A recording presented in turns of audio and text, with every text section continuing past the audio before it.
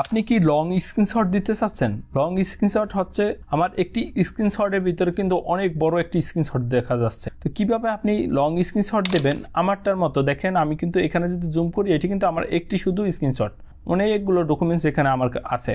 তো আপনি যদি এভাবে দিতে চান কিভাবে দেবেন সেটি দেখাই দেবো ওই ভিডিও। প্রথমে আপনি যে স্ক্রিনশটটা দিতে চান যে ডকুমেন্টসে, সেই ডকুমেন্টসে চলে যাবেন। এই সবগুলো আমি একটি পিকচারের ভিতর রাখতে চাই। আমি যদি এখন সাধারণভাবে করতে চাই তাহলে এইভাবে দেখুন আমি প্রথম স্ক্রিনশট দিয়েছি, তারপরে আবার নিচেটা যদি রাখতে চাই তাহলে আবার স্ক্রিনশট দেবো। এভাবে কিন্তু আমরা ডকুমেন্টসটি সেভ করে রাখি। এক পিক্সটার ভিতরে আপনি সবগুলো স্ক্রিনশট রাখতে পারেন। দেখুন সাধারণভাবে যেভাবে আমরা স্ক্রিনশট দিই এভাবে আমাদের স্ক্রিনশটটি দিতে হবে। এটা নিচে দেখুন এখানে তীর চিহ্নের মতো একটি চিহ্ন আছে, এখানে যদি আমরা ক্লিক করি তাহলে এখানে আমাদের লোডিং হবে, অটোমেটিক ভাবে কিন্তু এটি ডাউন হইতেছে। তো এখন যদি আমরা এখান থেকে ডানের উপর ক্লিক করি এখানে প্রসেসিং হবে। একটি পিকচারের ভিতরে কিন্তু এই স্ক্রিনশটটি চলে আসছে। এখানে আমরা উপর থেকে সেভ দেবো, আমাদের মেমোরিতে চলে যায় এবং এখান থেকে যদি আমরা স্ক্রিনশটটি দেখতে চাচ্ছি দেখুন আমাদের স্ক্রিনশটটি কিন্তু এখানে শো করছে।